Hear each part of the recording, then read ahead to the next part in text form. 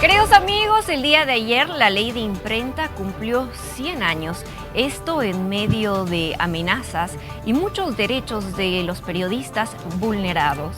Esta mañana le vamos a dar la bienvenida a Roberto Méndez. Él es presidente de la Asociación de Periodistas en Santa Cruz y por supuesto es un honor hacerle esta entrevista. ¿Cómo está, Roberto? Muy buenos días, bienvenido. ¿Cómo está? Buenos días, gracias por la entrevista. Estamos acá en Sucre, en la cuna de la libertad, festejando, agradeciéndole a Dios por habernos entregado, digo yo, una ley que ha permitido durante estos 100 años contener la persecución política, económica y de algunos grupos de poder también en contra de los periodistas. Roberto, son 100 años de esta ley, sin embargo, los últimos años hemos visto que se han realmente vulnerado bastante derecho de nuestros compañeros y colegas periodistas. ¿Usted cómo evalúa o cómo ve esta situación? Justamente la ley de imprenta establece en su artículo primero el derecho de los bolivianos a difundir sus pensamientos por cualquier medio de comunicación, vale decir, garantiza la libertad de expresión y garantiza también la libertad de prensa. Eso está constitucionalizado en el artículo 107, que reconoce también la existencia o la vigencia de la ley de imprenta que ha cumplido 100 años.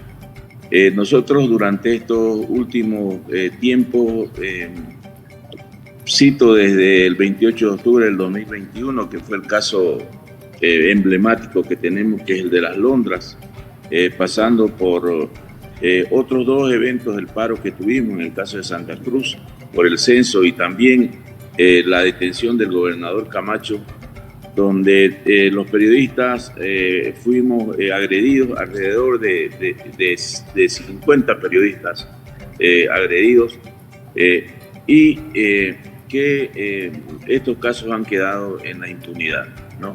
En el caso de las Londras está por iniciarse el segundo periodo del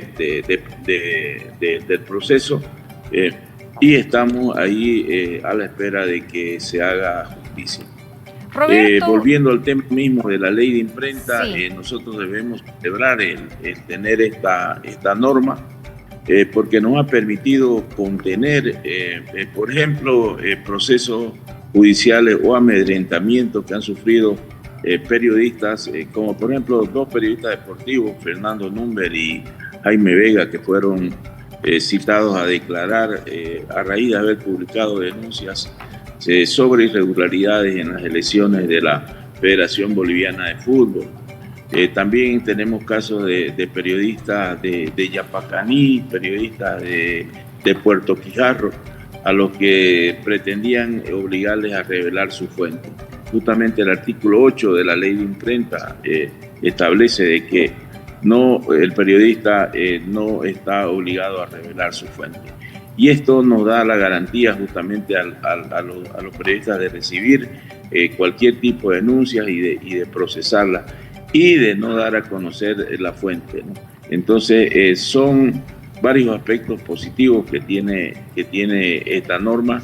Y bueno, tenemos hoy, justamente me estoy dirigiendo, vamos a realizar un acto protocolar en la Casa de la Libertad y luego vamos a tener una conferencia internacional, justamente recordando y reafirmando la vigencia de esta ley virtuosa que nosotros decimos para nosotros.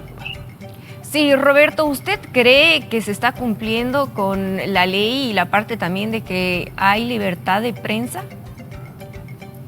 ¿De que los periodistas pueden hacer su trabajo tranquilamente, fácilmente? Está el principio que constitucionalizado, le decía en el artículo 106 y 107 de la Constitución, en el artículo 1 de nuestra ley de imprenta, en el 21 también de la Constitución, así como en el artículo 13 y el 19 de normas internacionales. Sin embargo, nosotros vemos que las amenazas a la libertad de expresión y a la libertad de prensa son permanentes y han sido en gobiernos de dictadura, en gobiernos socialistas, en gobiernos liberales. Durante todo el tiempo los periodistas hemos sido amenazados con procesos. Pero ¿cuál es la virtud de esta ley de imprenta? Esta ley de imprenta establece de que los periodistas no podemos ir a ser juzgados a los juzgados ordinarios del Palacio de Justicia, por ejemplo, de Santa Cruz, que debemos ser sometidos a una jurisdicción especial, que son los tribunales de imprenta, que son estos tribunales de imprenta son ciudadanos comunes, notables, nombrados por los consejos municipales, que son los que van a juzgar a los periodistas en caso de que hubieran incurrido en alguna vulneración a normas éticas. De modo que la garantía está ahí en que nosotros no podemos ser juzgados y sometidos tal vez de repente a que desde algún poder político, económico o de cualquier otra naturaleza presionen para ser condenados y ser llevados a la cárcel. Sí, Roberto, de hecho también estoy con mi compañero Brian Hoyos, quien a continuación quiere aprovechar también para hacerle algunas consultas. Así que Brian, por favor, adelante. ¿Cómo está, Roberto? Buenos días, es un gusto para mí saludarlo. Quiero consultarle, ¿cuál es el análisis que hace usted a lo largo de estos 100 años de lo que en algún momento se llamaba cuarto poder? Y creo que ahora está un poco desvirtuado con respecto a la falta de protagonismo, titulémoslo así, que le da justamente la forma de llevar los gobiernos y el espacio que se le está dando a la prensa. ¿Qué opinión le merece esta analogía? Bueno, van 100 años, justamente ayer tuvimos una reunión, los representantes de las 9 asociaciones de periodistas de Bolivia. Aquí en Sucre estamos reunidos más o menos unos 50 periodistas. Hemos realizado un análisis, hemos visto cómo todo el tiempo los periodistas que somos los mensajeros estamos sufriendo amenazas. Ha ocurrido en la dictadura, ha ocurrido en gobiernos socialistas, en gobiernos liberales, lo decía, pero sin embargo, a pesar de todo, la prensa sigue ahí firme, dispuesta a cumplir el objetivo de servir a la sociedad, como dice nuestro estatuto. Justamente nuestro estatuto dice que el periodismo es una profesión de servicio a la sociedad, posee el atributo de la fe pública y su ejercicio está respaldado por normas nacionales e internacionales.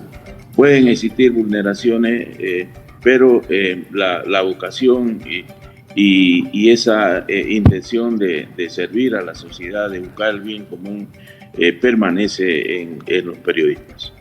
Roberto, siguiendo bajo esa línea, quiero consultarle dos cosas. La primera tiene que ver con, si tuviéramos que hacer una autocrítica a todo nuestro rubro, a todos los periodistas, ¿cuál sería? Y la segunda tiene que ver con cuál es la forma de implementación que se está preveyendo para el tema del periodismo independiente, redes sociales y todas estas nuevas segmentos que se están abriendo dentro del periodismo que no están estipulados en esta ley de imprenta. No es que no estén estipulados en la ley de imprenta. El artículo 2 de la ley de imprenta, por eso nosotros decimos que esta ley es futurista, es virtuosa, porque en el artículo 2 establece de que el alcance de esta norma es para quien exprese, dice, todo tipo de pensamiento por cualquier medio de comunicación. Entonces, ahí están las redes sociales, están comprendidas. Y me pregunto yo, ¿por qué tendríamos que cambiar una ley que es principista, considerando que hay algunas normas, como por ejemplo la Biblia, como por ejemplo el Corán, como por ejemplo la Constitución Política del Estado de Estados Unidos, que está en vigencia desde el año 1776? Esta es una norma principista que tiene alcance a todos los medios de comunicación, por más, digamos, de que se hable del tema de las redes sociales.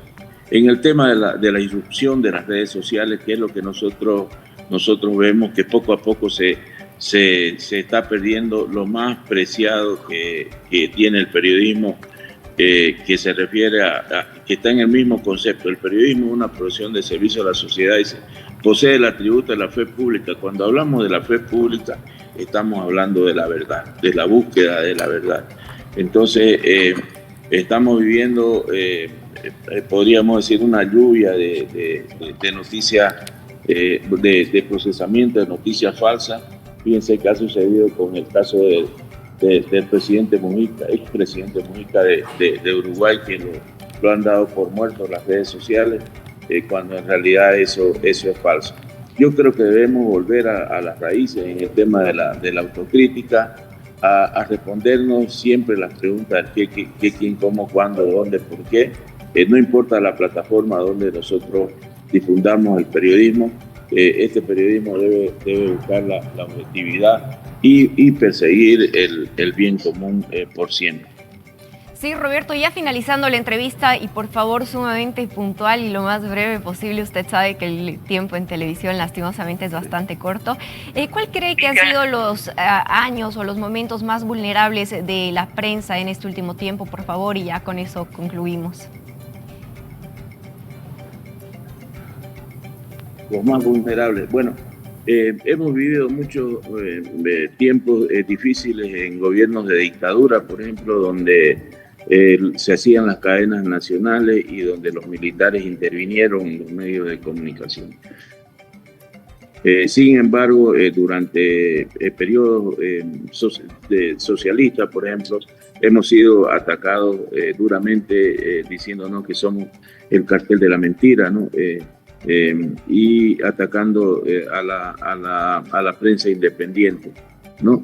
Han sido momentos difíciles, pero hemos tenido una ley de imprenta que nos ha ayudado como para poder salir adelante airosos de situaciones difíciles, como por ejemplo cuando el expresidente Evo Morales acusó a los periodistas y pidió cárcel en un proceso por racismo y discriminación, luego que él declarara de que en el oriente eran más flojos y en el occidente eran más valientes. Entonces los periodistas que hicieron a raíz de la denuncia pidieron ser llevados a los tribunales de imprenta, los responsables de 3 medios de comunicación.